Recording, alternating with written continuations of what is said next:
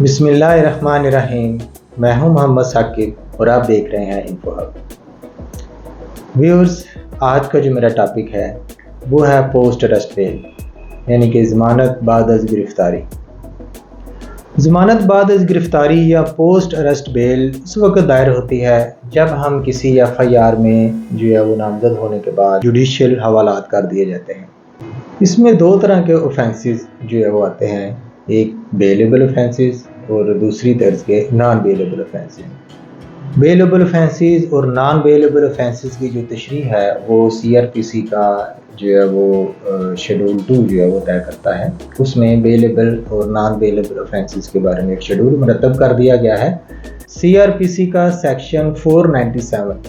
तो ये कहता है कि अदालत के पास इख्तियारात मौजूद हैं कि वो किसी भी नॉन बेलेबल ऑफेंस की बेल ले सके, लेकिन इसमें अदालत को बाज़ाब्ता तौर पर इसकी ग्राउंड्स जो है वो बतानी होंगी। इसकी ग्राउंड्स को मेंशन करना होगा कि क्या रीज़नेबल ग्राउंड्स हैं कि जिसकी बुनियाद पर अदालत किसी भी नॉन बेलेबल ऑफेंस की बेल एक्सेप्ट करती है। बेल का मतलब ये नहीं है कि आपको किसी जुर्म से माफ़ी मिल गई है या आप एक्विटल हो गए हैं या आपका केस मुकदमा ख़त्म हो चुका है। बेल एक आपका जो है वो मैटर ऑफ राइट के तहत आपको बेल दी जाती है। ये आपका एक एक्स्ट्रा ऑर्डिनरी रिलीफ है। तो इसमें आपको जो है वो बेल इस कंडीशन पर मिलती है कि उसमें एक ज़ामन आप प्रोवाइड करते हैं, आप कोर्ट को एक ज़ामन देते हैं कि हमें पुलिस की कस्टडी से या सरकार की या स्टेट की कस्टडी से निकाल कर आपको वो ज़ामन के हवाले करते हैं। कल को वो ज़ामन इस चीज़ का ज़िम्मेदार होता है कि वो आपको जो है वो अदालत के सामने जो है वो पेश कर सके। बसूरत दीगर अगर ज़ामन ऐसा करने में नाकाम हो जाता है तो उसकी ज़ामनी या जिसे शोरटी बांड बोलते हैं उसको जो है वो ज़ब्त कर लिया जाता है। अदालत के पास तमाम इख्तियारात होते हैं कि वो उस ज़ामनी या उस शोरटी बांड को जो है वो ज़ब्त कर ले, और ज़ामन इस चीज़ का जो है वो बाउंड होता है कि वो हर आने वाली तारीख पेशी पर जो है वो मुल्ज़म को पेश करने का पाबंद होता है। नॉन बेलेबल ऑफेंसेस में दो किस्म के ऑफेंसेस होते हैं। एक हीनियस किस्म के ऑफेंसेस आ जाते हैं जो प्रोहिबिटरी क्लॉज में फॉल करते हैं, एंड सेकंड जो है वो प्रोहिबिटरी क्लॉज में फॉल नहीं करते। वो ज़रा कम नेचर, उनकी जो नेचर है वो कम हीनियस या कम सीवियर जो है वो नेचर के वो ऑफेंसेस होते हैं। हीनियस किस्म के या जो है वो ज़्यादा सीरियस नेचर के जो ऑफेंसेस होते हैं उनकी सज़ा, जैसे कि उनकी सज़ा 10 साल से ऊपर होती है, 10 साल से लेकर 14 साल तक उम्र कैद या सज़ाए मौत, उनको जो है वो आप सीवियर क्लास में जो है वो आप उनको वो केसेस फॉल करते हैं। अगर 10 साल से कम जो है वो आप किसी जुर्म का शिकार होते हैं या आप पे कोई दफ़ा लगती है या आप किसी FIR में मुलव्वस होते हैं तो ऐसा सेक्शन आप पे जो है वो अप्लाई किया जाता है जिसमें सज़ा 10 साल से कम है, तो वो प्रोहिबिटरी क्लॉज में फॉल नहीं करता। ऐसे ऑफेंसेस की बेल लेना कुछ ज़्यादा मुश्किल नहीं होता, लेकिन कभी कभार जो है वो जो प्रोहिबिटरी क्लॉज में फॉल नहीं भी करते उन केसेस की भी जो है वो सीरियसनेस ऐसी बन जाती है या जो वो मुल्ज़म है वो साबित नहीं कर पाता कि मैंने ये जुर्म सरजद नहीं किया, तो फिर प्रोहिबिटरी क्लॉज में भी जो है वो अगर कोई केस फॉल नहीं करता फिर भी जो है वो उसमें बेल होना कुछ पॉसिबिलिटीज़, अगर ग्राउंड्स आपके पास कोई स्ट्रॉन्ग नहीं है तो उसमें भी बेल होने के चांसेस कम ही होते हैं। मसलन अगर जो है वो एक बंदा जो है वो प्रीवियसली कन्विक्टेड है, कई दफ़ा कन्विक्टेड है और काफ़ी ज़्यादा उसने चोरी चकारी की है या किसी और मामला में वो जो है वो सज़ा भुगत चुका है, तो इस तरह के मैटर्स में भी जो है वो कोर्ट ये प्रिज्यूम करती है कि ये बंदा अगर दोबारा इसको छोड़ दिया गया तो ये फिर से जो है वो वही जुर्म सरजद करेगा, तो क्योंकि वो ऑलरेडी कन्विक्टेड एक पर्सन है, उसका एक क्रिमिनल रिकॉर्ड बन चुका होता है, तो क्रिमिनल रिकॉर्ड याफ्ता जो है वो कोई मुल्ज़िम है तो उसकी बेल लेना जो है वो थोड़ा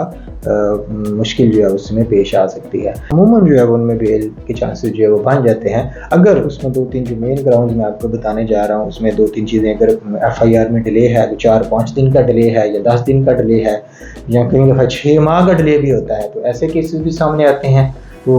ये डिले बड़ा मैटर करता है। अगर आप FIR में डिले आ जाता है तो वो एक शक की बुनियाद पर जो है वो मुल्ज़िम की बेल मुल्ज़िम को ग्रांट कर दी जाती है। मोरोवर अगर आप एक शरीफ शहरी हैं, आप जो है वो प्रीवियसली कन्विक्टेड नहीं है, तो फिर भी ये भी एक बड़ी पॉजिटिव और स्ट्रांगली जो है वो ग्राउंड है। इसके अलावा जो है वो فرض کریں ایک ایسا وقوع کہ آپ ملک سے ہی باہر ہیں، یا آپ وقوع والے دن یا وقوع والی رات شب جب بھی وقوع آتا ہے، یا جب کوئی کسی کو جھگڑا ہوتا ہے، کوئی فائرنگ کا معاملہ ہے، کسی کو ڈکیتی کا معاملہ ہے، کوئی مضروب ہے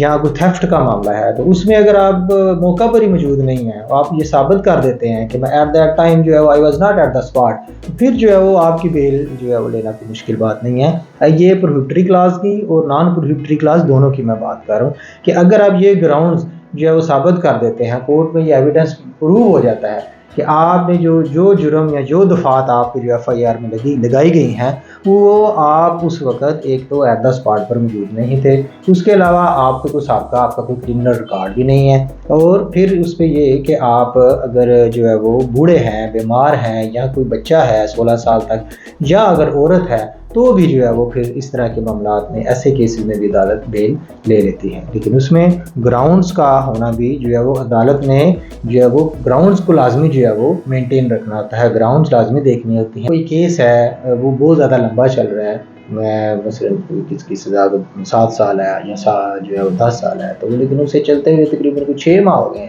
یا سال ہو گئے، تو تحریر کا شکار ہو گیا، اور اس تحریر کی وجہ ملزم نہیں ہے، اس تحریر کی وجہ یا کمپلینٹ ہے یا اسٹیٹ ہے، پھر جو ہے وہ ایسے میٹرز میں بھی اگر تو عورت ہے تو پھر اس کی جو ہے وہ بیل 6 ماہ تک اگر وہ جیل میں ہے، پریزن میں ہے، تو پھر جو ہے اس کی بیل جو ہے وہ ہو جاتی ہے۔ اور اگر جو ہے وہ مرد ہے تو پھر اس کو اگر 1 سال ہو چکا ہے کہ کسی جرم کی جو سزا اگر تقریباً 10 سال تک ہے، تو اس سے 1 سال جو ہے وہ جیل میں ہو چکا ہے، تو اس طرح کے معاملات میں بھی جو ہے وہ عدالت بیل گرانٹ کر دیتی ہے۔ لیکن اگر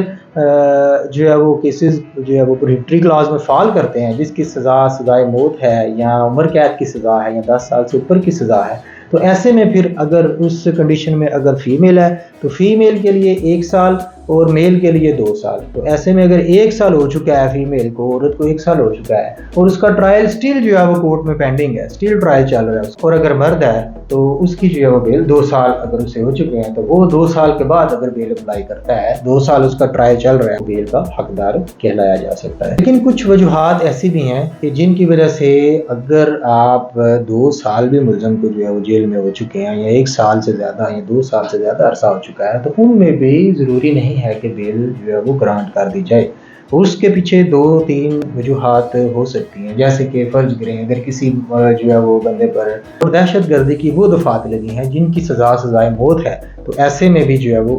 اس کو بیل گرانٹ نہیں ہوگی۔ یا کوئی مجرم، کوئی خطرناک مجرم، کوئی اشتہاری مجرم، یا کوئی ڈکیتی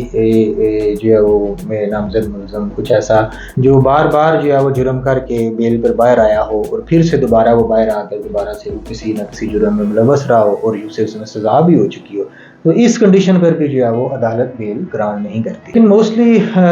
ہم نے دیکھا ہے کہ کچھ ایف آئی آر جو ہے وہ میلافائڈ ہوتی ہیں، موسٹلی جھوٹ کی بنیاد پر ہوتی ہیں،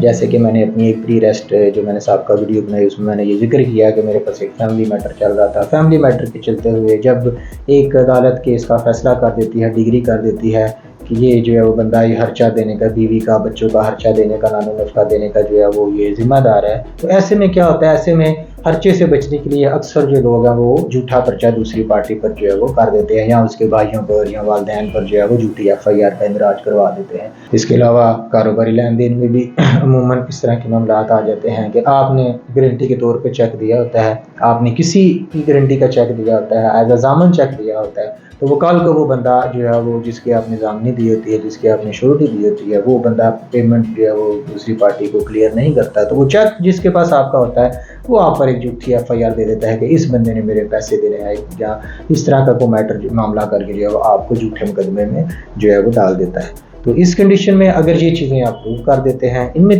جو ہے وہ آفٹر ریسٹ بیل میں جو ہے وہ 4-5 مین گراؤنڈز ہوتی ہیں، جن میں ایک میں نے آپ کو بتایا کہ ایک تو آپ نے ثابت کرنا تھا کہ آپ پریویسلی کنوکٹڈ نہیں ہیں، آپ کا جو سابقہ ریکارڈ ہے وہ آپ عدم ریکارڈ جاتا ہے، آپ کے پاس کسی قسم کا آپ ایک شریف شہری ہیں، کسی طرح کے آپ کرمنل ایکٹیویٹیز میں جو ہے وہ شامل نہیں ہیں، یا پھر آپ ایٹ دا اسپاٹ جو ہے موجود ہی نہیں تھے موقع پر جب وقوع سرزد ہوا، یا اس کے علاوہ جو ہے وہ آپ یہ چیز ثابت کر دیتے ہیں کہ آپ کے کوئی سول میٹر چل رہے ہیں، کوئی فیملی مقدمات چل رہے ہیں، है, ज़मीन जायदाद का कोई मसला मसाइल चल रहा है, जिसकी बेस पर जो है वो झूठ की बुनियाद पर आपको जो है वो झूठा मुकदमे में फंसाया जा रहा है। अगर कोर्ट ये देखती है कि आप जो है वो आपकी बेल होने के बाद आप एविडेंस को टैंपर करेंगे, कुछ ऐसे मुकदमात भी होते हैं जिसमें ये कोर्ट को ये हदशात लायक होते हैं कि अगर इस मुलज़िम की बेल हो जाती है तो ये एविडेंस को टैंपर करेगा, या जो है वो आप जो है वो दूसरी पार्टी को ऐसा मवाद सामने ले आती है जिस तरह आप उसको कत्ल की धमकियाँ दे रहे हैं, कोई इस तरह का मामला सामने आ जाता है, या आपका कोई गैंग है, गैंग वार के में आप मुलव्वस हैं, तो इन मामलात को भी देखो जो है वो देखती है। तो ये 4-5 मेजर पॉइंट्स होते हैं जिनको आपने मद्देनज़र रखना होता है। कई मैटर फर्दर इंक्वायरी के होते हैं, फ़र्ज़ करें आपसे रिकवरी मतलूब नहीं है तो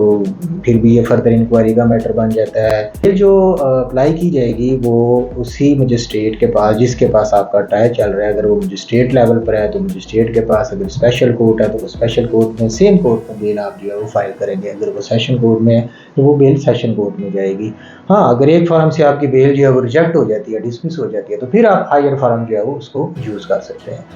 तो नाज़रीन, आज की वीडियो आपको कैसी लगी मुझे कमेंट्स में ज़रूर बताइएगा। मेरे चैनल को सब्सक्राइब करें अगर आपने नहीं किया हुआ, लाइक कीजिएगा, शेयर कीजिएगा, दुआओं में याद रखिएगा।